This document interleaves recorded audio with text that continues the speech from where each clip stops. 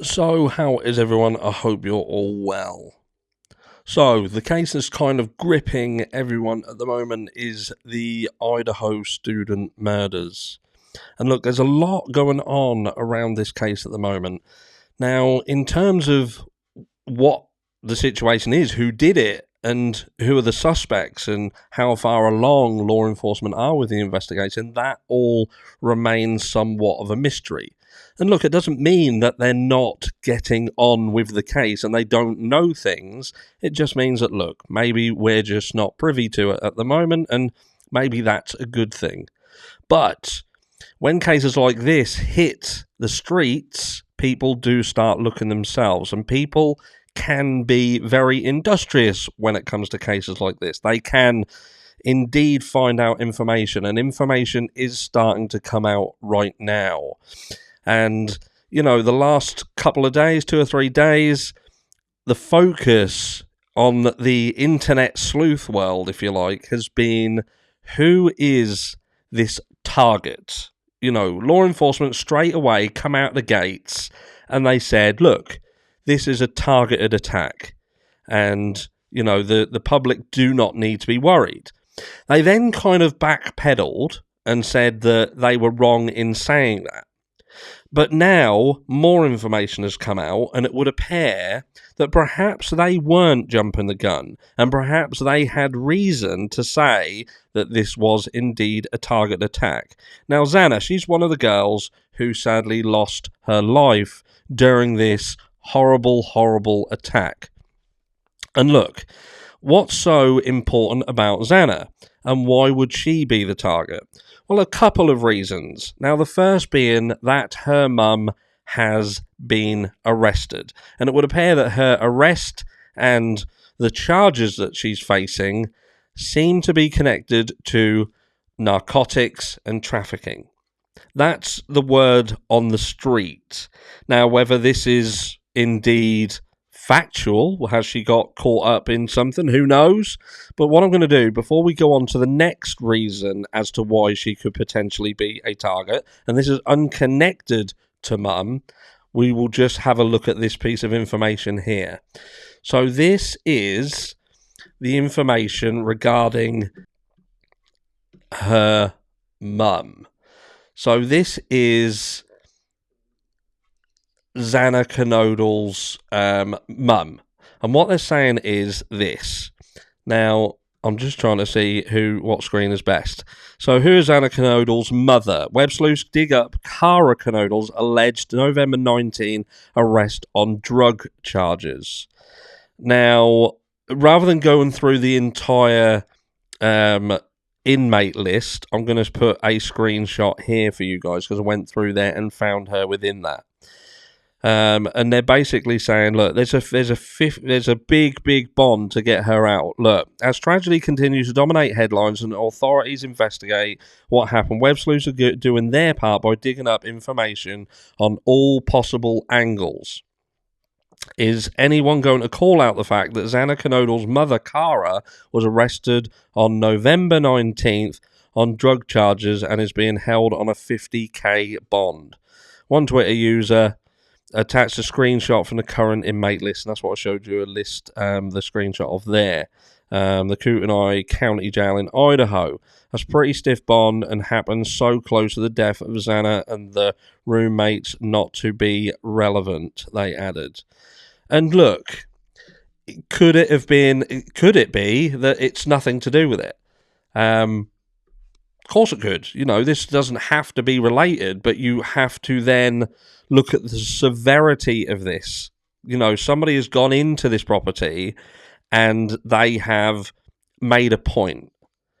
Now, this could be that we've spoke about the fact that this could be indeed a crime of passion. It could be a crime of frustration, because the manner with which it happened reeks of both. It's either someone who was very jealous or very angry, and it was portrayed in the devastation that they left. But if you're not looking at one of these two things, then you're looking at someone who wanted to make a point. And the narcotic and trafficking world, as we know, can do that. Now, was money owed? Was somebody up to their neck in doo-doo? Shit. And did that spill out onto these teens? I think over the next few days, weeks, it may be that it's confirmed that this is no connection. It may be that there is indeed a connection and law enforcement are looking. But I would imagine that there is a potential here that this is why law enforcement came out of the gate so early on saying that this was targeted. Did they know that Kara was involved in something that could have spilled into the world of her daughter? Now, the information surrounding her mum has been scarce. You know, it's not being said, and this is why. But now her father has also come out and he has said that, among some other stuff, and I'm not going to go too in depth in what Dad was saying, because some of it was a bit weird, if I'm honest, but he was talking about how strong his daughter was and all this kind of stuff. But look, the guy's going to be going through the mill, so we can't be too hard on him. But he did say that his daughter had gone to him and said that she had had a fight with a male in the week before, approximately a week before the murder. Now, it would appear by the words, and I'll read this. It says, he was shocked because she was always with herself, but she had shared about her fight with some guy with her father a week before her death.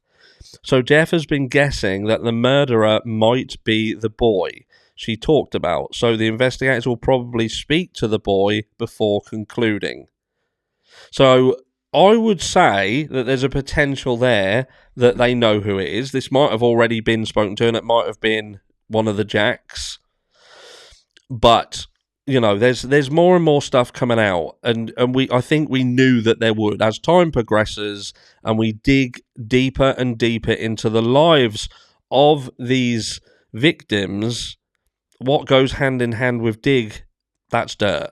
If you dig deep enough, you are going to hit the mud at some point. And you know, it's I don't know what else to say.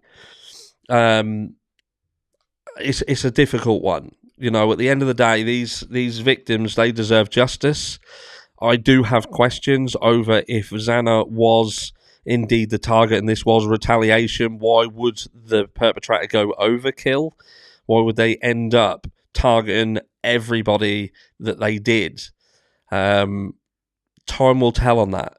You know, this is almost like one of these situations we see when there's a mass kill and when they're angry with the masses. But then the question is why did they not go after the two others?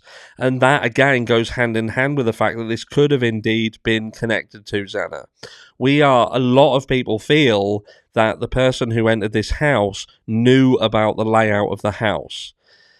But then why did they leave the two remaining people? That would have just been more victims, or I just don't know. There's so many questions, and law enforcement, you can see why they have got the work cut out. There's a lot of stuff to go through. There's a lot of stuff to try and understand. And when you start adding things like this in, it just adds more to the mix that they've got to try and decipher and understand whether it is indeed connected. And when you start breaking ground on the narcotics and trafficking world, you're in a world of hurt. You're in a world of hurt. You've got some dangerous people, a lot of people, a huge, huge, huge industry. And they're not scared of getting their hands dirty. We've seen it. So actually now, where are you at the moment? Is this the first you're hearing of this? Have you already heard it? I know some people have got it out there, but there's a lot of people who were completely unaware of this. But I think at this stage, do you feel that this could have indeed been a catalyst for what happened? Or do you at this stage feel that this is nothing to do with it, it's completely coincidental, and this is still someone who was very angry or very upset with these students, perhaps another student or someone close by, like the neighbour? What is going on? Why have we not got any further forward? Are we just waiting for the trap to snap? Let me know, and I'll catch you all in the next one.